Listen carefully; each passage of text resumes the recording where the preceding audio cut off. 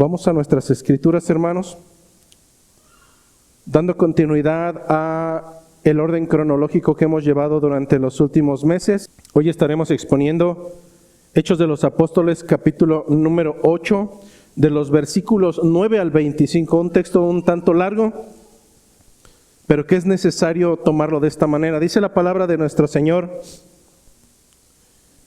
pero había un hombre llamado Simón, que antes ejercía la magia en aquella ciudad y había engañado a la gente de Samaria, haciéndose pasar por algún grande.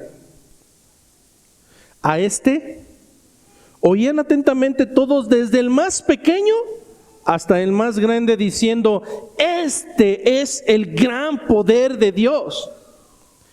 Y le estaban atentos porque con sus artes mágicas les había engañado mucho tiempo.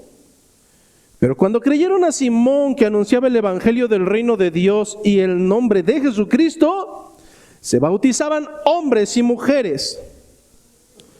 También creyó Simón mismo, y habiéndose bautizado estaba siempre con Felipe, y viendo las señales y grandes milagros que se hacían, estaba atónito. Cuando los apóstoles que estaban en Jerusalén oyeron que Samaria había recibido la palabra de Dios, enviaron allá a Pedro y a Juan, los cuales, habiendo venido, oraron por ellos para que recibiesen el Espíritu Santo, porque aún no había descendido sobre ninguno de ellos, sino que solamente habían sido bautizados en el nombre de Jesús. Entonces les imponían las manos y recibían el Espíritu Santo. Cuando vio Simón que por la imposición de las manos de los apóstoles se daba el Espíritu Santo, les ofreció dinero, diciendo: dadme también a mí este poder, para que cualquiera a quien yo impusiere las manos reciba el Espíritu Santo. Entonces Pedro le dijo: tu dinero perezca contigo, porque has pensado que el don de Dios se obtiene con dinero. No tienes tú parte ni suerte en este asunto, porque tu corazón no es recto delante de Dios. Arrepiéntete pues de esta tu maldad y ruega a Dios si quizá te sea perdonado el pensamiento de tu corazón, porque en hiel de amargura y en prisión de maldad veo que estás. Respondiendo entonces Simón, a quien apodaban el mago, dijo: rogad vosotros por mí al Señor, para que nada es de esto que habéis dicho venga sobre mí. Y ellos, habiendo testificado y hablado la palabra de Dios, se volvieron a Jerusalén, y en muchas poblaciones de los samaritanos anunciaron el evangelio. Esta es palabra de nuestro amado Señor. Tomen sus asientos, por favor. Durante la última semana o durante el último día del año, muchas familias se reunieron a dar gracias al Señor. Muchas familias se reunieron con la intención de pasar un buen momento y recordar las anécdotas del año pasado. Nosotros no fuimos la excepción. Varias familias nos reunimos, y después de tener un culto familiar, después de alabar a nuestro Señor, después de exponer la palabra, vino el momento un poco más relajado, donde las familias pusieron algunas actividades para que los chicos y también nosotros los grandes tuviéramos un momento de distracción. La realidad es que en ocasiones esos juegos que hacen, lejos de tranquilizar, a mí me estresan. Uno de ellos nos pusieron unos vasitos y atrás había otros en cierto orden, y teníamos que irlos cambiando y moviendo de tal manera que sin darnos cuenta estuvieran todos en orden, porque no veíamos el orden. Es un estrés, hermano. Después de eso vino otro juego que es la lotería. Para muchos es relajante, para mí es más estresante, mayormente con la familia que tengo, que cuando echan la lotería tal parece que son merolicos, la hacen muy rápido y apenas yo encuentro la primera y ya acabó el juego y nunca gano. Entonces me daba cuenta cómo es que eso de los juegos de mesa no es lo mío, porque todos y cada uno de ellos tienen complicaciones, todos y cada uno de ellos generan estrés, todos y cada uno de ellos traen pruebas y en ocasiones desespero. Pero al mismo tiempo, al momento de preparar esta predicación, me daba cuenta que la vida de la iglesia es muy similar.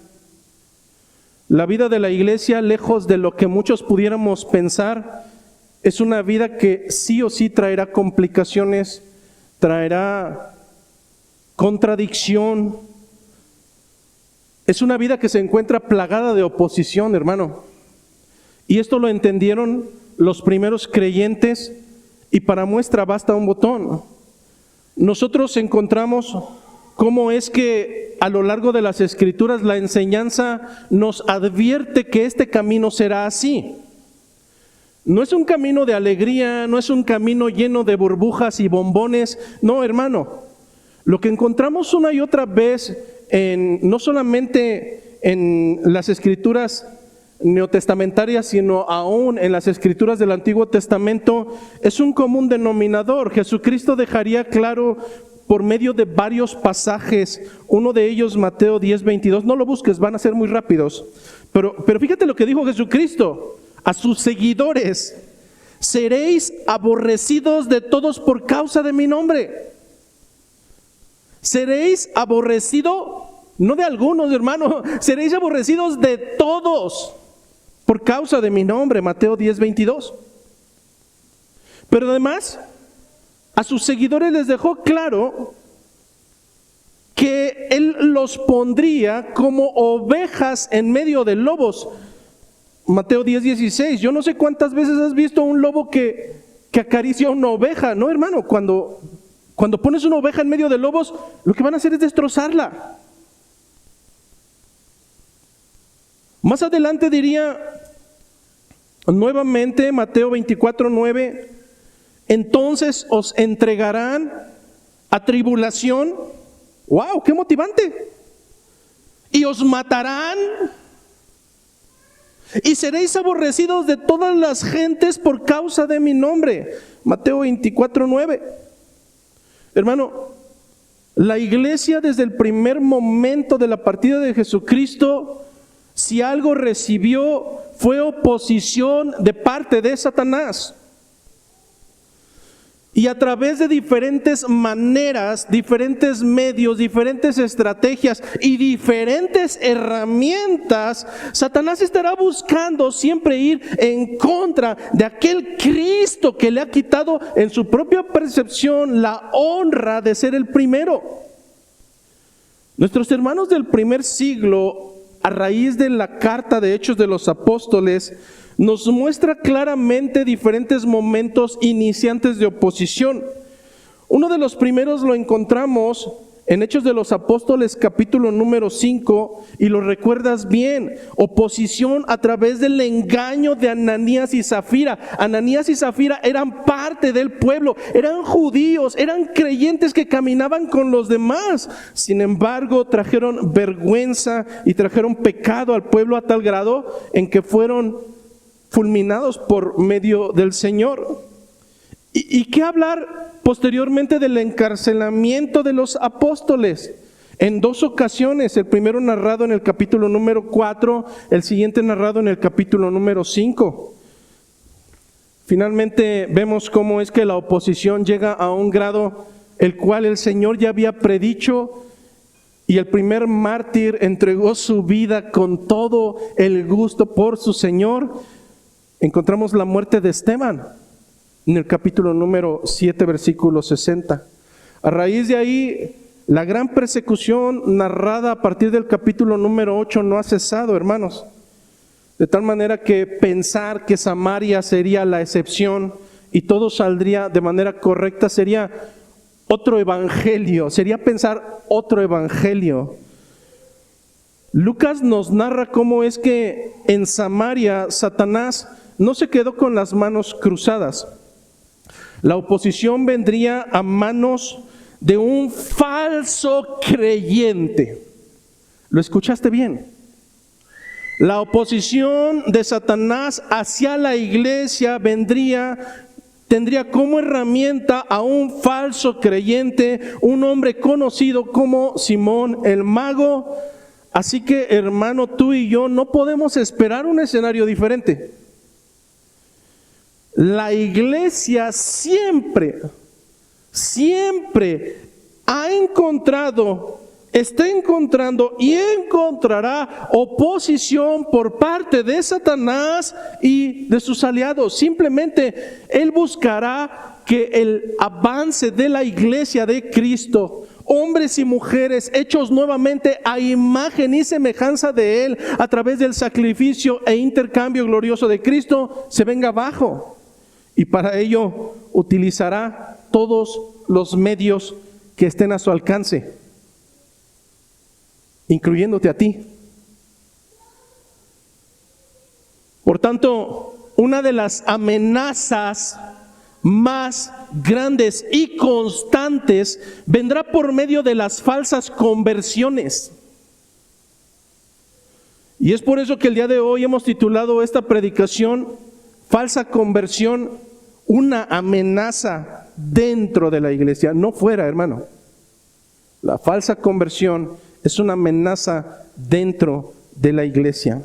Estaremos abarcando 4 segmentos. El primero de ellos, de los versículos 9 al 13, la falsa conversión se disfraza de fe genuina. La falsa conversión se disfraza de fe genuina, versículos 9 a 13. El segundo apartado estaremos viendo cómo la falsa conversión se delata a sí misma por su falta de interés en Cristo. La falsa conversión se delata por su falta de interés en Cristo. Y estaremos viendo los versículos 14 a 19. Llegaremos a un tercer apartado donde veremos cómo es que la falsa conversión, hermano, no puede quedarse como tal. Yo sé que hoy cientos de iglesias llenas y repletas abogan por un evangelio permisible de no le digas nada, todos pecamos, ¿quién eres tú para poder lanzar la piedra? Dijo Jesucristo que el que esté libre de pecado. No, hermano, eso es un evangelio totalmente adverso y por tanto maldito el que lleve ese tipo de evangelio. No lo digo yo, lo dice Pablo en Gálatas. El tercer apartado nos dice que la conversión tiene que ser confrontada con autoridad. Muchas de ustedes son amas de casa y cuando compran jitomate y no se dan cuenta que uno está golpeado, lo meten junto con los demás.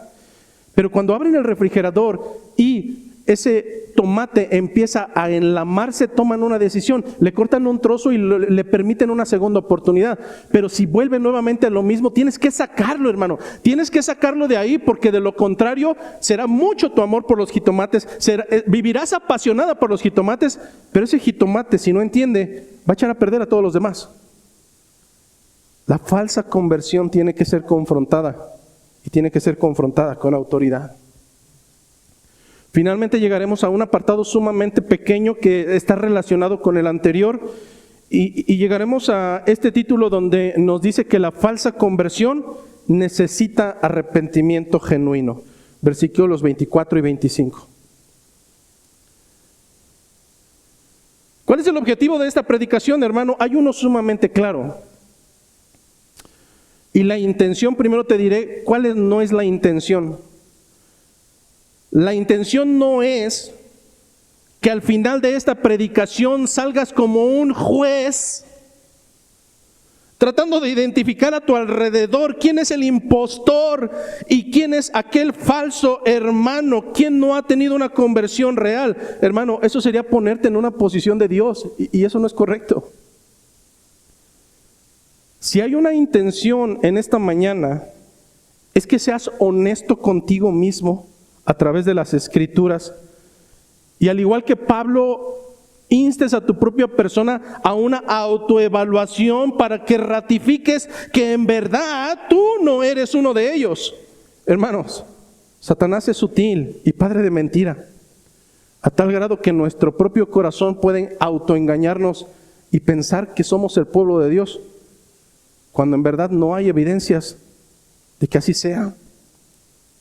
Si al final de esta predicación y después de haberte autoevaluado te das cuenta de que las intenciones que te mueven en la cristiandad son cualquier otra y no es Cristo, hermano. Si al final de esta predicación te das cuenta que lo que te mueve en esta iglesia, lo que mueve tu cristiandad es cualquier otra cosa, pero no estás totalmente aferrado a que es Cristo, en verdad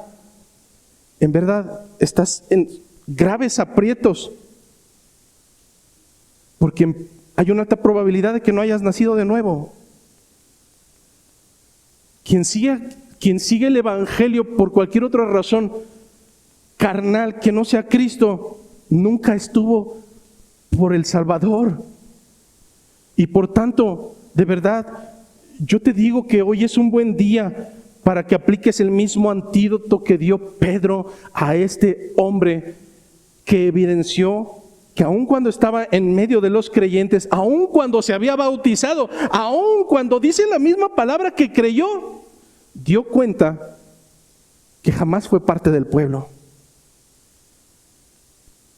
Así es que el día de hoy comenzamos con esta historia verídica que a través de la revelación que el Señor permite por medio de Lucas llega hasta nuestras manos. Y créeme que toda la palabra que es inspirada por Dios es útil, hermano. No la deseches. Hoy la palabra es útil y no para el de al lado. La palabra es útil para ti. Primer apartado, la falsa conversión se disfraza de fe genuina. Versículos 9 al 13. Pero había un hombre llamado Simón que antes ejercía la magia en aquella ciudad y había engañado a la gente de Samaria haciéndose pasar por algún grande. A este oían atentamente desde el más pequeño hasta el más grande diciendo: este es el gran poder de Dios. ¡Wow! Y le estaban atentos porque sus artes mágicas le habían engañado mucho tiempo. Hoy en día tú vas a una fiesta de cumpleaños de un menor y en ocasiones llevan a un hombrecillo con un sombrero largo que empieza a sacar monedas y a hacer cosas que son impresionantes. A eso le llamamos hoy magia. Pero de lo que está hablando Lucas no es este tipo de magia. Lucas nos dice que este hombre llamado Simón antes ejercía la magia. ¿Antes de qué? Antes de la llegada del evangelio. Cuando Lucas se refiere a artes mágicas o a la magia, no es como lo conocemos hoy en día, sino a algo exclusivamente que para el pueblo de Dios era totalmente aberrante y abominable. Brujería, hechicería. Y es por ello que podemos identificar que todo esto era un atentado contra los principios cristianos que se estaban instaurando en aquel momento. Más adelante, años más tarde, Pablo incluso lo mencionaría estas actividades como aquellas actividades que son el resultado de las obras que provienen de la carne y que a un ser humano lo llevan a condenación. En Gálatas 5:20 lo puedes ratificar. Pero por si fuera poco, de lo que está hablando Lucas no es de cualquier cosa simplista. Estamos hablando de algo tan grave que Apocalipsis 21:8 nos dice que quienes las practican tendrán su parte en el lago que arde con fuego y azufre, que es la muerte segunda. ¿En dónde radica el problema? Radica en que la gente deposita su confianza, su fe, su futuro, su bienestar en otra cosa que no es Dios, hermano. Y eso es totalmente absurdo. Hoy en día, probablemente incluso tú no te has dado cuenta que practicas algunas de estas cosas. Hombres y mujeres que durante la mañana le dicen: ¿en qué año naciste? Nací en el mes de diciembre. Entonces en el cuarto menguante eres Sagitario. No, yo no soy nada de eso. Eso es abominación para el Señor. Quien rige mi vida no son las estrellas, quien rige mi vida es el Señor. ¿Qué tipo de color me pondré hoy? ¿Cuál me viene según mi cuarto? No sé qué show. No, hermano, de verdad. Esto es aberrante para el Señor. Sin embargo, así lo habría hecho Simón, incluso alardeando al grado de hacer creer a la gente sin conocimiento de Dios que él era uno muy grande, era alguien importante. ¿Cómo es que la gente puede ser embaucada? Es sencillo, hermano. Lo mismo que sucedió en Samaria sucede hoy en mismo. Yo sé que a veces no te puedes explicar cómo es que cientos de iglesias tienen miles y miles de personas escuchando tonterías y aberraciones contrarias al fundamento bíblico. La razón es muy sencilla. Libro de Oseas, el pueblo se perdió por falta de conocimiento. Es que cuando tú no conoces a Dios puedes hincarte a cualquier mono. Es que cuando tú no tienes el conocimiento del Señor, y no quiero decir que seas capazmente y académicamente apto, no, hermano, pero solamente las Escrituras nos revelan quién es Dios. Cuando tú tienes el fundamento y contrastas contra cualquier cosa, fácilmente te puedes dar cuenta quién es un mentiroso, quién es un falso y quién no lo es. Lo mismo estaba sucediendo con estos hombres de Samaria. Históricamente, ellos habían sido divididos del pueblo de Jerusalén a causa de su necedad de ambos pueblos. Primera y Segunda de Reyes nos narran cómo el Señor llegó a un momento en que se cansó y simplemente los entregó. Aman tanto al mundo, aman tanto a las naciones, quieren ser como ellas, pues entonces dejaré que ellas los lleven cautivos. Se dividen el reino del norte y el reino del sur y ya no vuelve a haber una amistad entre ellos. El pueblo del norte surge con la región de Samaria y bajo la prohibición del pueblo de Jerusalén de ir a adorar a Jerusalén, ellos construyen sus propios templos, pero ahora templos que son permisibles de chile, mole y pozole. ¿A qué grado llegaron estos hombres a solamente aceptar el Pentateuco? Solamente 5 libros, nada más, todo lo demás no es escritura. 5 libros y es sobre lo que nos regimos. Pero en este mismo sentido, lo que nos narra Segunda de Reyes 17:41 es lo siguiente: así temieron a Jehová aquellas gentes. Entonces, ¿había temor o no temor? Sí. El texto nos dice que en cierta medida había un temor, pero fíjate qué es lo que continúa diciendo: y al mismo tiempo sirvieron a sus ídolos. Hermano, esto es tan absurdo como si dijeras que amas a tu esposa con todo el corazón, que es lo mejor que te ha sucedido, pero un día llegas a tu casa y le dices: mira, tengo también otro nuevo amor. Sí te amo a ti, pero también le hago caso a ella. Y las pones a vivir juntas. ¿Te das cuenta lo ilógico y absurdo que es esto? Pero ¿sabes qué es lo más absurdo? Que en la actualidad sucede algo muy similar. El mandato es amar al Señor, amar al Señor, amar al Señor, no con las obras ni con las migajas, no, hermano. El mandato del Señor es amarlo con todo nuestro corazón, con toda nuestra mente, con todas nuestras fuerzas. Pero terminamos haciendo lo mismo que estos hombres y mujeres samaritanos, dejando solamente las migajas de nuestro tiempo, de nuestro corazón, y adorando al Señor al mismo tiempo que nos revolcamos con cualquier otro ídolo. Y ese ídolo en muchas de las ocasiones somos nosotros mismos. Esto es abominable para el Señor. De tal manera, regresando nuevamente al texto, que esta gente realmente adoraba al Señor, y Jesucristo lo había dicho con la mujer samaritana: ustedes adoran lo que no conocen. Al Señor no solamente se le adora en espíritu o en emocionalidad, no, al Señor se le adora en espíritu, pero también en verdad, en conciencia, en conocimiento, en doctrina, en teología, hermano. Es necesario conocer a Dios. ¿Cómo es que le regalas algo a una persona si no la conoces? Imagínate, le regalas 1 kilo de hígado y te lo va a aventar a los pies, porque eso es desagradable. Es algo muy similar. ¿Cómo pretendes adorar al Señor si no lo conoces y estar haciendo cosas que son sumamente abominables y desagradables delante de su presencia? Esta gente lo hacía así, sin conocimiento real, sin una revelación divina. Lo respetaban creyendo que era lo correcto, pero realmente no era así.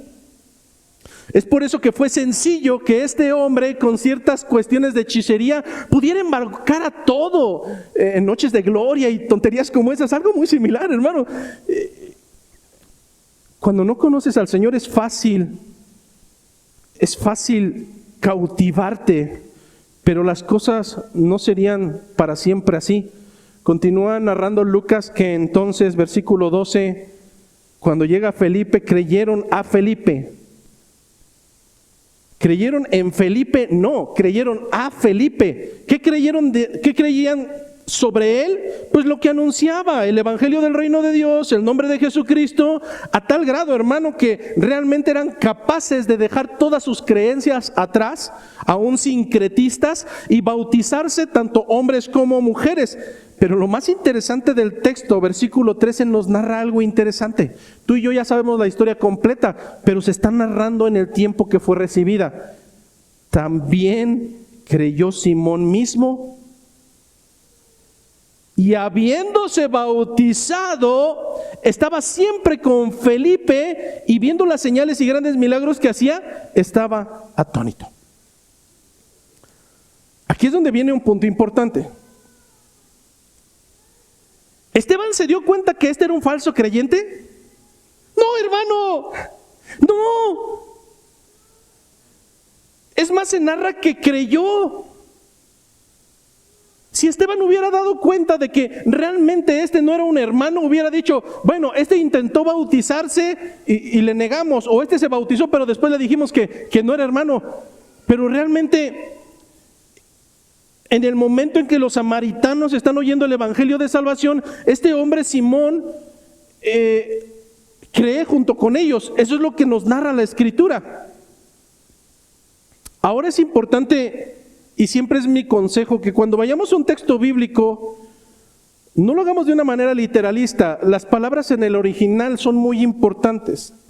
Y la palabra utilizada específicamente en este segmento no narra el concepto como un acto total de fe, sino comenzaron a creer. Es decir, comenzó un proceso de aceptación. ¿Qué era lo que anunciaba Esteban? ¿Qué era lo que anunciaba Esteban como el evangelio de Cristo? Ánimo, Dios te ama y nosotros también. No, eso no es lo que narra. Las cosas van a ir bien si decretamos y el año entrante con tus primicias. Tampoco es eso, hermano. Si nosotros vamos a la enseñanza neotestamentaria, lo que encontramos esencialmente e inicialmente años más tarde a través de Pablo lo capturó de una manera sumamente hermosa en 1 Corintios 15:3, el significado del evangelio. ¿Qué es el evangelio? ¿Qué es el reino de los cielos? ¿Qué estaba predicando Esteban?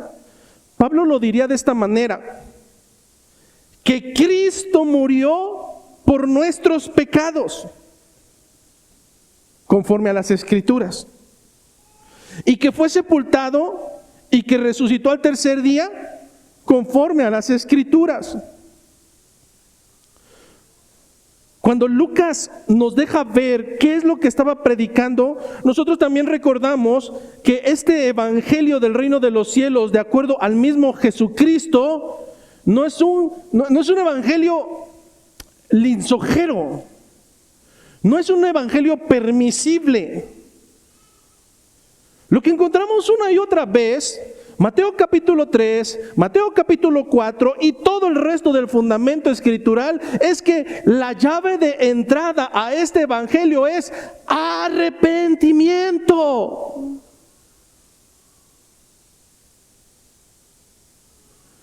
Cuando llega la gente con Juan Bautista para ser bautizados, fariseos y escribas, ¿qué les dice? Sí, mis niños los voy a bautizar. No. Generación de víboras. Generación de víboras. ¿Quién nos enseñó a huir de la ira venidera? Vayan y hagan frutos dignos de arrepentimiento. Un capítulo más tarde, entonces Jesucristo comenzó en su ministerio terrenal diciéndolos: el reino de los cielos ha llegado, arrepiéntanse. De tal manera que más adelante dejaría claro Jesucristo, antes de partir de esta tierra, que esta expresión de fe viene acompañada de evidencias. Yo no puedo tener solamente evidencias internas, tienen que exteriorizarse. Y la primera de ellas es en sujeción y obediencia. En el libro de Marcos 16:16 dejaría claro: el que creyere y fuere bautizado, el que creyere y fuere bautizado, ese será salvo, mas el que no creyere, hermano, ese será condenado.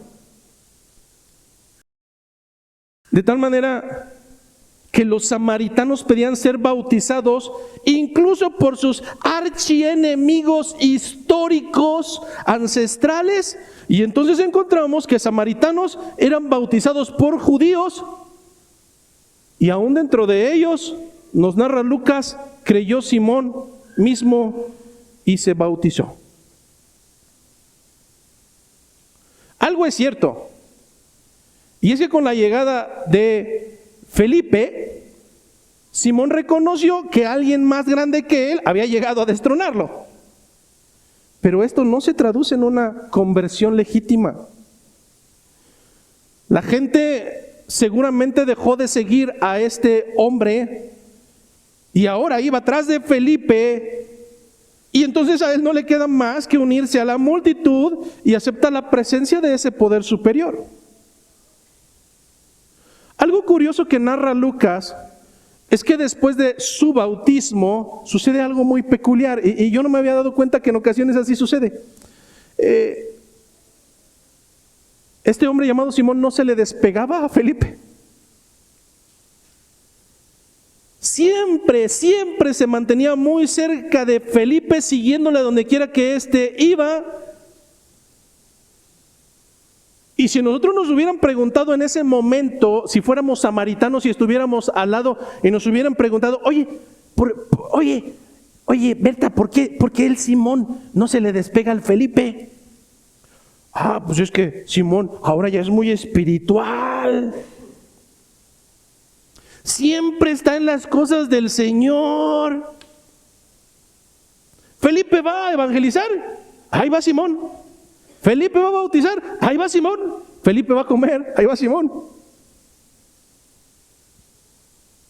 Lo que para los ojos humanos es oculto, Dios nos lo revela a través de la Escritura. Lucas nos dice la razón de esta actitud, y no era Cristo. El interés de Simón como mago estaba centrado en las grandes señales y las maravillas que seguían ocurriendo. Es lo que nos narra el texto. No estaba su pensamiento, su interés centrado en Jesucristo. Su interés estaba en obtener el poder que tenían otros para ejercer milagros. ¿Cómo podemos darnos cuenta que ni por aquí le pasaba a Felipe? Lo bautizó, y en ningún momento Felipe habla acerca del corazón de Simón. Por lo que podemos interpretar que ese buen Simón actuó bien. De verdad, hermano, ese malvado Simón actuó bien. Uno de los mejores hipócritas, que con el pensamiento en otro lado, mas no en Cristo, puede hacer creer a los demás que está ahí por amor al Señor. Los que pastoreamos una iglesia sabemos de esto. Esto es real. Los pastores hemos bautizado personas que en su momento aparentaron suma piedad y amor creciente por los hermanos, por la iglesia. Sin embargo, con el tiempo, a veces no tiene que pasar mucho, en otros casos sí pasan años, sale a la luz su verdadera naturaleza. En ocasiones me encantaría decir que estamos hablando de gente que ya no se encuentra con nosotros, pero la realidad es que incluso puedo hablar de gente que hoy permanece dentro de las cuatro paredes de este lugar. Lo más preocupante para un pastor es ver cuando un hermano en Cristo, que así le consideramos, pasan los años y sigue dando malos frutos. malos frutos, malos frutos. La preocupación es que cuando sus acciones, lejos de edificar al cuerpo de Cristo, ponen en tela de juicio su conversión, es preocupante para el cuerpo del Señor. Porque no viven para la gloria de Dios. Porque no han comprendido, aún después de tanto tiempo, después de tantos domingos, después de tantos años de ser expuestos al Evangelio, no han comprendido el verdadero fundamento del Evangelio, donde la gloria no le pertenece a ninguno de ustedes, la gloria solamente le pertenece al Señor. Cuando en el fundamento escritural, yo estoy totalmente seguro que no es para este caso, pero solamente quiero mencionar, porque es uno de los textos más conocidos, trigo y cizaña. El texto no está escrito para el interior de la iglesia, pero bien pudiera ser aplicado, porque sucede. Porque es que el dueño de aquella tierra no permitió que cortaran a la cizaña. Hermanos, si tan solo comprendieras que cuando la cizaña crece y nace junto al trigo, son totalmente faltos de identificación, porque son idénticos, totalmente idénticos. El labrador que ha dedicado toda su vida, cada minuto de toda su vida al campo, aún le tiene que nombrar a la cizaña falso trigo, porque aún siendo experto y pasando toda su vida en el campo, aún sigue confundiéndolas cuando han crecido ya.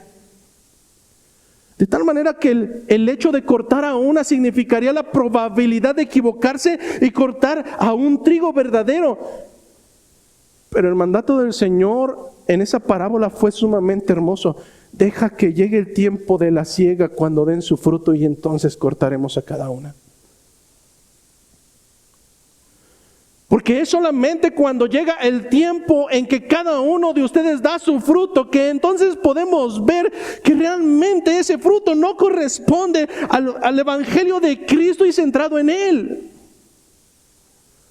Porque solamente con el tiempo y bajo la presión y la angustia de este mundo podemos ver cómo actúa una persona que ha sido expuesta al Evangelio, y tenemos que hablar con sinceridad. No todos actuarán como hijos de Dios.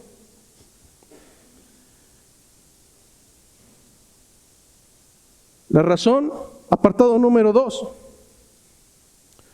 La falsa conversión se delata por su falta de interés en Cristo. Dicen los versículos 14 al 16 que cuando los apóstoles que estaban en Jerusalén oyeron que Samaria había recibido la palabra de Dios, enviaron allá a Pedro y a Juan, los cuales, habiendo venido, oraron por ellos para que recibiesen el Espíritu Santo, porque aún no había descendido sobre ninguno de ellos, sino que solamente habían sido bautizados en el nombre de Jesús. Entonces les imponían las manos y recibían el Espíritu Santo. A lo largo de este texto identificamos dos conversiones. Una que es verdadera, hermano, o algunas que son verdaderas. Pero Lucas nos deja ver a través de Simón el Mago que también hay falsos hermanos. Conversiones que son falsas. Están entre nosotros, cantan con nosotros, alaban con nosotros, se reúnen con nosotros, pero no hay fruto de que sean parte de nosotros. ¿Cómo es, pastor, si usted no conoce el corazón? Si usted no es el corazón, ¿acaso usted es Dios? ¿Cómo puede decir que hubo verdaderas conversiones? Es que la Escritura lo deja ver. En el primer segmento identificamos conversiones verdaderas, no porque la gente se bautizaba. Ojo, tú puedes haberte bautizado y sigues siendo hijo de Satanás. Entonces, ¿dónde radica el que podamos identificar que hay una verdadera conversión? Y esto es sencillo, hermano. El Evangelio sí o sí traerá el sello del Espíritu de Dios. En el libro de los Gálatas, Pablo dejaría claro que solamente hay dos caminos. Jesucristo lo había dicho anteriormente: o das fruto bueno o das fruto malo. No pretendas ser árbol bueno y dar suciedad. Del árbol bueno surgen buenos frutos. Pablo lo traduciría en que solamente hay dos caminos: o caminas conforme a las obras de la carne, o caminas conforme al Espíritu. De tal manera que cuando caminas conforme al Espíritu es porque Él mora en ti, hermano. Pero cuando no hay fruto del Espíritu, puedes jurar sobre una Biblia que eres parte del pueblo. Tu evidencia te delata que no es así. Si el bautismo no salva y no es prueba de conversión, entonces ¿cómo aseguramos que en Samaria hubo verdaderas conversiones? Bueno, la conversión de algunos samaritanos quedó en evidencia con la llegada de Pedro y Juan, que llegan y el Espíritu Santo desciende sobre los que pertenecen al pueblo. Cuando el Espíritu Santo obra para morar en un creyente, esa es la evidencia de que su fe es totalmente genuina. Ahora hay un punto doctrinal importante a destacar. La enseñanza bíblica nos reitera una y otra vez, salvo una excepción, que la conversión viene acompañada del Espíritu de Dios. No podemos decir que hay una conversión donde está ausente el Espíritu de Dios, porque nosotros no nos convencemos a nosotros mismos de pecado. Es el Espíritu que actúa en nosotros previamente para convencernos de pecado, de justicia y de juicio, y entonces realmente mentalizar que estamos mal y necesitamos un Salvador. Pero lo que encontramos en este caso no es el común denominador que encontramos en todas las Escrituras. Lo que nos está narrando Lucas es que en este caso en exclusivo de los samaritanos no creían y descendía el Espíritu. No, solamente eran bautizados en el nombre de Jesucristo. ¿Quieres saber por qué razón? Yo también, porque no lo dice el texto. El texto no nos dice cuál es la razón. Pero si nos ponemos a escudriñar un poco, hipotéticamente hablando, de cómo funciona el corazón soberbio de un hombre, eran un pueblo que vivía independiente del pueblo de Jerusalén, no necesitaban de ellos adoraban al Señor. Imagínate que el Espíritu de Dios hubiera descendido inmediatamente sobre ellos, esa soberbia se hubiera incrementado. Seguimos sin necesitar del pueblo de Jerusalén, somos dos pueblos. Yo creo que, y esa es percepción personal, en su misericordia el Señor, si algo sé es que es soberano y Él hace conforme a Él le place. Si en este caso en exclusivo, a excepción de todos los demás que se narran en las Escrituras donde creían y eran bautizados por el Espíritu de Dios, en este caso en exclusivo no tengo la respuesta, pero quiero pensar que fue el cuidado del Señor soberano para que esto no se saliera de control.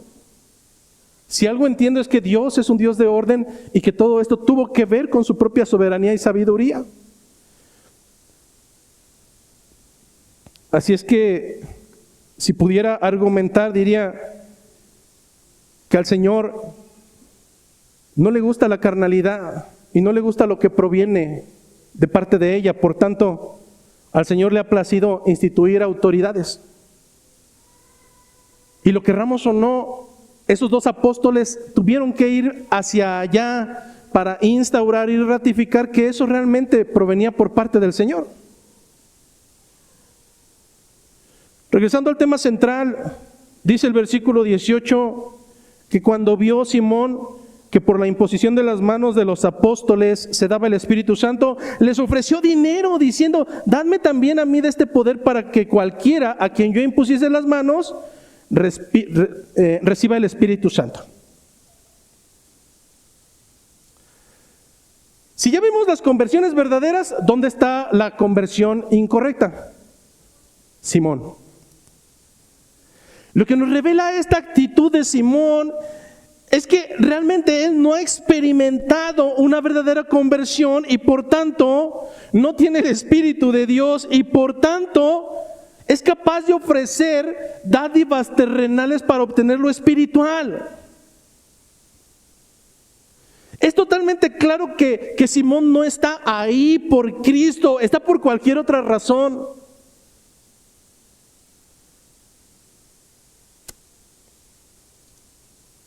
La atracción para Simón no fue Cristo, sino las evidencias externas del Espíritu, al grado de ofrecer dinero para tener también la presencia del Espíritu. ¿Por qué das dinero por algo que ya tienes? Es que él no lo tenía y lo quería para sí. Lo primero que viene a nuestros pensamientos es que nosotros nos hemos librado de este tipo de pecado. Y bienvenidos, no es así. Oiga, pastor, pero si nosotros somos una iglesia sana, pero si nosotros no andamos comercializando, bueno, unos dicen que yo sí, ¿verdad? Pero no, hermano. Entonces, ¿cómo es que nosotros podemos caer en ese mismo pecado? Hermano, es que de verdad somos muy hábiles y podemos pensar que nosotros, gracias a Dios, no estamos comercializando con el evangelio. Y es que en realidad no se trata del dinero en sí mismo, no se trata de la acción de donar dinero per se. Estamos hablando de un principio, de una actitud que tiene su raíz todavía mucho más al fondo. Y es que esto que se nombra como dinero, ponle cualquier otra razón y es exactamente la misma falta. Lo que quiero transmitirte es que probablemente tú no estés ofreciendo dinero a cambio de beneficios espirituales y gloria a Dios por eso, pero lo que estoy diciendo es que puedes estar en la misma situación cuando Cristo no es el centro, cuando Cristo no es el primero, cuando Cristo es el segundo, el tercero o el último. Hermano, estás en la misma situación que Simón. Cristo no es tu prioridad. Cristo no es el motivo por el cual estás aquí. Joven, ¿por qué estás aquí? Si tu respuesta es porque te obligan, estás en un grave problema. Y a veces me refiero a los jóvenes, pero lo más preocupante es que tenemos adultos entre nosotros que el día de hoy no entienden un mínimo cacahuate por qué están aquí y han perdido el foco y Cristo no es la razón.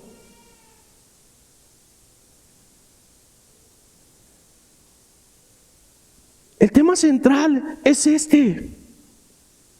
Si tu prioridad y razón de estar en el evangelio no es Cristo, estás en el mismo problema que Simón el mago. Si el centro de tu adoración eres tú mismo, estás en un grave problema. Hombres y mujeres inmaduros que siguen peleando carnalmente por su miserable reputación, que siguen luchando por ganar las batallas en su nombre, mientras a través de sus vergonzosas luchas carnales pisotean el nombre de Cristo y no se han dado cuenta. Hombres y mujeres que han bajado a las aguas, igual que Simón el mago, y sin embargo viven continuamente en conflictos constantes con sus hermanos en Cristo. No se trata de dinero. No se trata de dinero. Si no entiendes que todo se trata acerca de Cristo y no de ti, me temo decirte, mi estimado congregante, simpatizante, que probablemente entonces no has nacido de nuevo.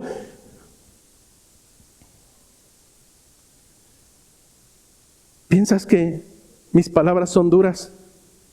Gloria a Dios si te hacen entrar en razón.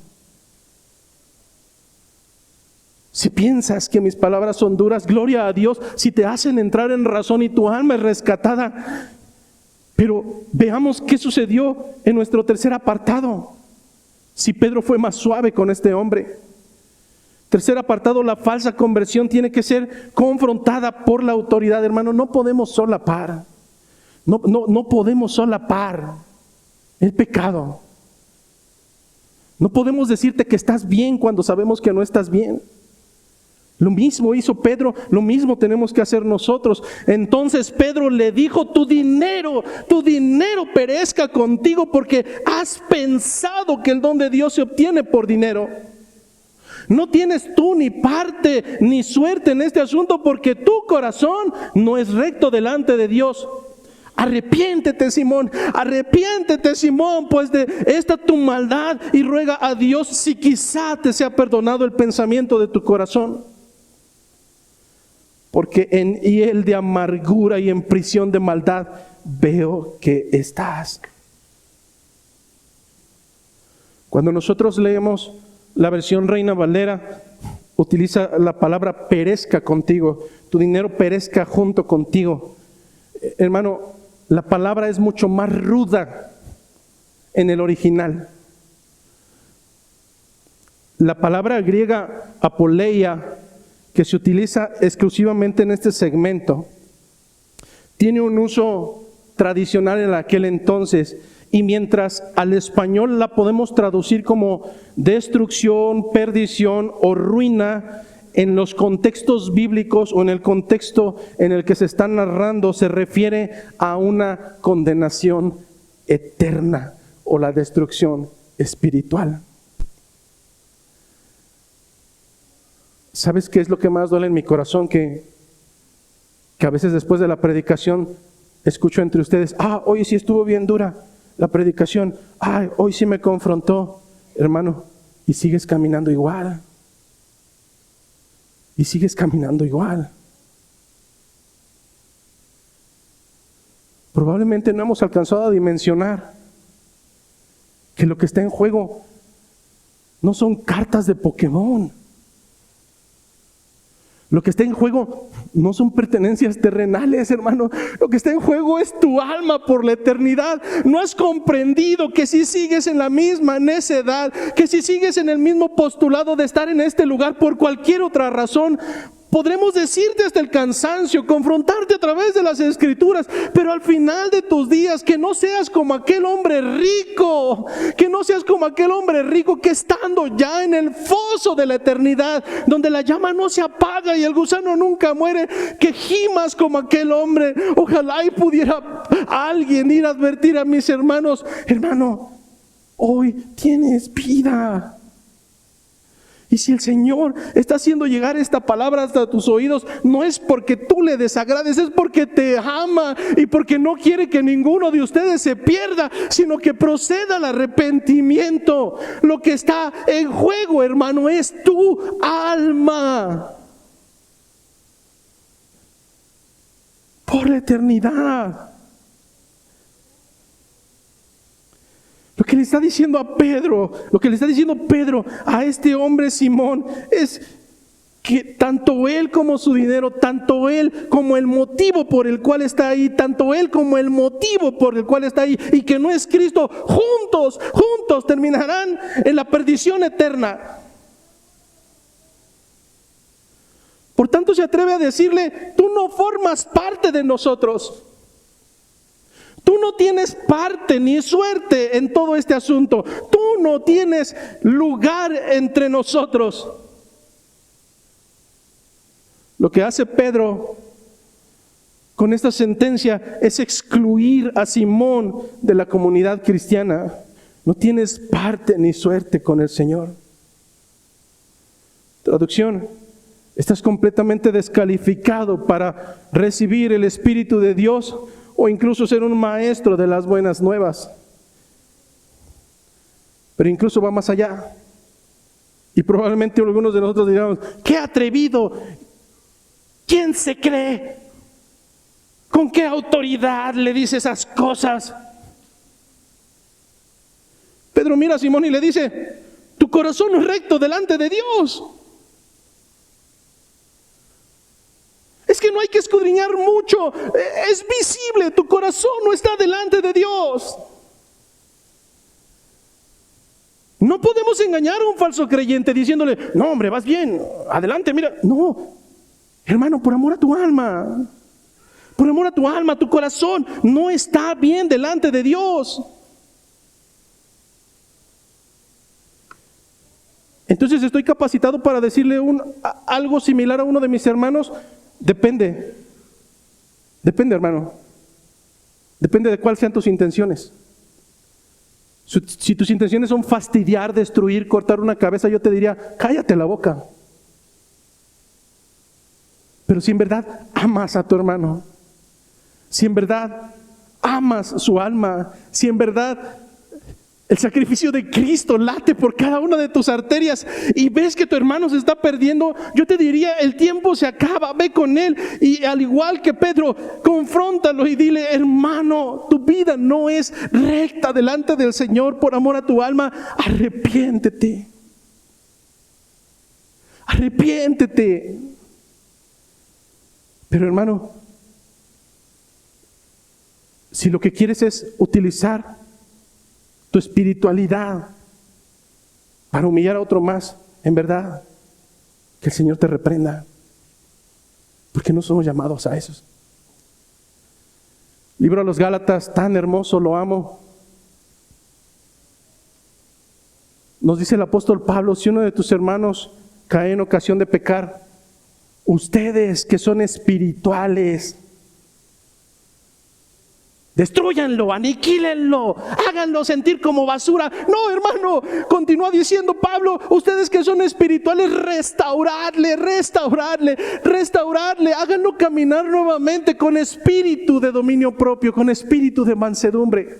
Hermano, pídele al Señor que te dé sus ojos. Pídele al Señor que te deje ver a tus hermanos como Él nos ve.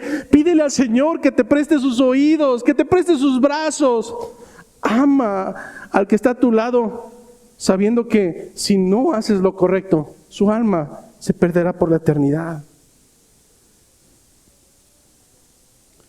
Pedro está percibiendo no solamente que este hombre no está caminando rectamente delante de Dios, él percibe, porque esto es como tratar de esconder un perro muerto, hermano.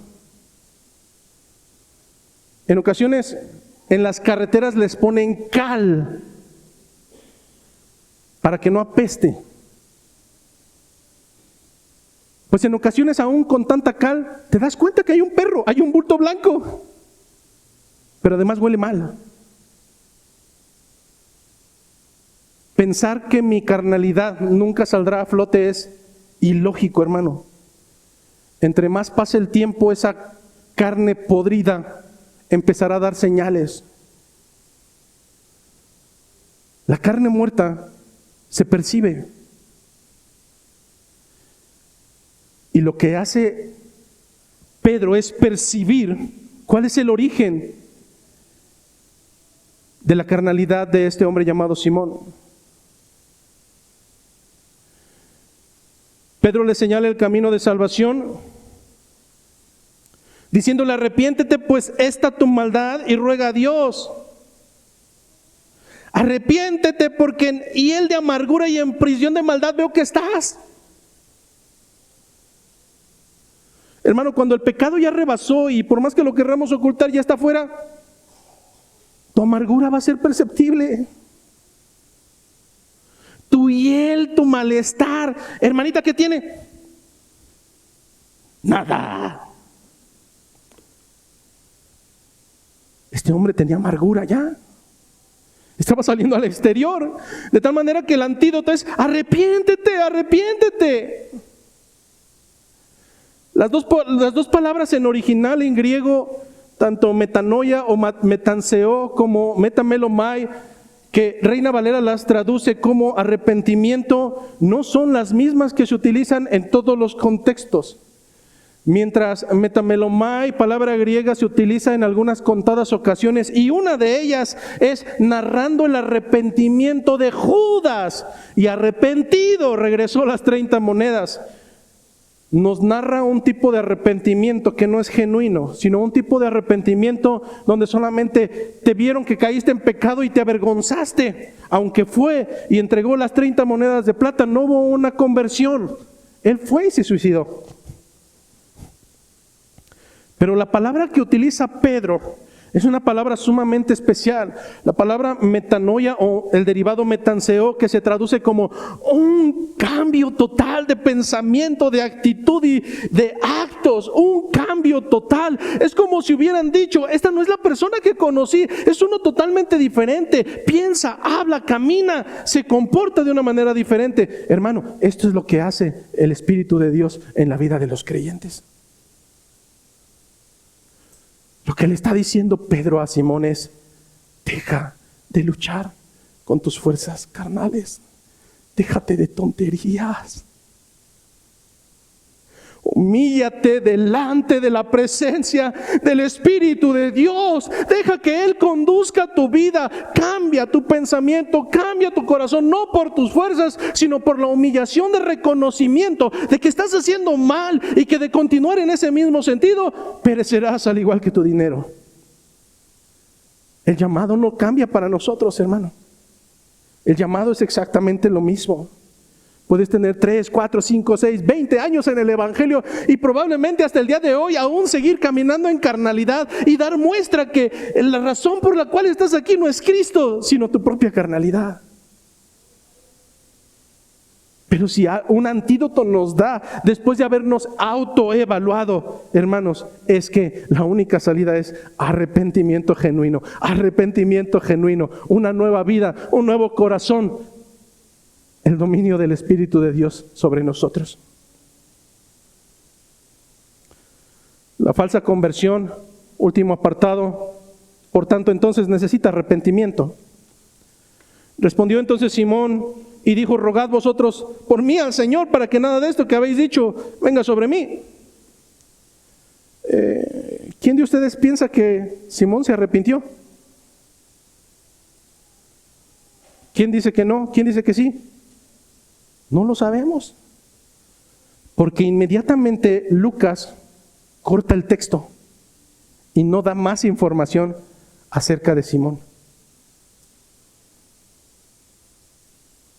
Sin embargo, el llamado o el pedimento de Simón es muy similar al que históricamente hizo el faraón, quien muchas veces pidió a Moisés y a Aarón que oraran por él, pero nunca se arrepintió.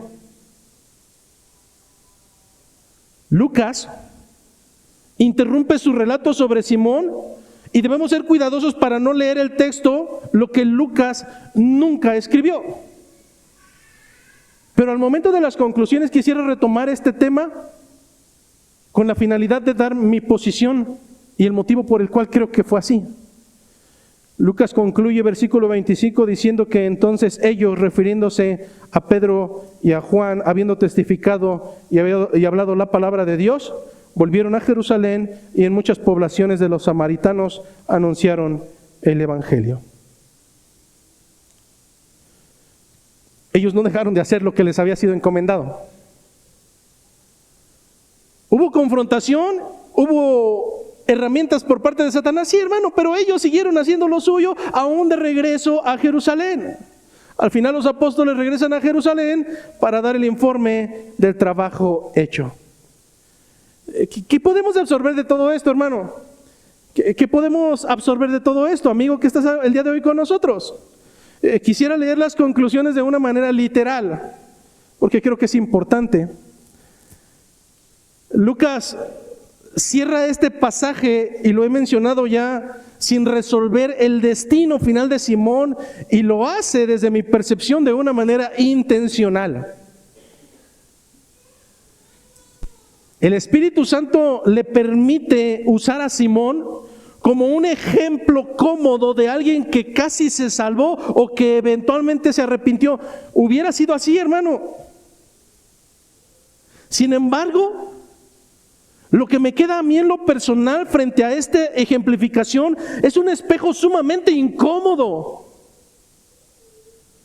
que me hace considerar que es posible estar muy cerca del Evangelio, que es posible participar en la vida de la iglesia, que es posible estar escuchando la misma palabra, ver la obra de Dios y aún así estar en medio de ustedes permaneciendo con un corazón que no es recto delante de Dios. Por tanto, la falsa conversión no se detecta por la cercanía externa con lo espiritual, por qué tan espiritual seas, sino por la ausencia de una rendición interna a Cristo. Hermano, cuando una persona no se rinde, es perceptible. Por tanto, en esta mañana la mayor amenaza para la iglesia no siempre será la persecución abierta y descarada, sino la que llega con aparente piedad aún sin vivir una vida en Cristo. Simón no rechazó el nombre de Jesús, él lo quería usar. No negó el Espíritu Santo, él lo quería controlar. No se opuso frontalmente a la iglesia, quiso encontrar un lugar dentro de ella para seguir exaltándose a sí mismo. Hermano, ¿acaso no serás tú un Simón moderno? Esa precisamente es la sutileza de una falsa conversión. Por eso, hermanos, la exhortación final de este pasaje no es que salgamos a identificar a los falsos creyentes a nuestro alrededor, sino que permitamos que la palabra con seriedad evalúe nuestras propias intenciones. La pregunta que el texto nos impone no es si hemos creído, sino si hemos sido bautizados o si participamos activamente en la vida de la iglesia. La pregunta es más profunda. ¿Es Cristo el centro de tu vida? ¿Es Cristo el centro de nuestra fe? ¿Son nuestras motivaciones a raíz de Cristo? Si la respuesta es no, hoy es un buen día para proceder a arrepentimiento. Donde Cristo no es el fin, sino un medio, allí no hay conversión genuina. Por más lenguaje cristiano que exista, Pedro señaló a Simón que había un solo camino, una sola verdad, una sola vida, y esta a través del arrepentimiento verdadero delante de Dios. El llamado sigue vigente. ¿Has nacido tú de nuevo? Que la gracia, que la paz, que la misericordia de nuestro Señor esté con cada uno de ustedes.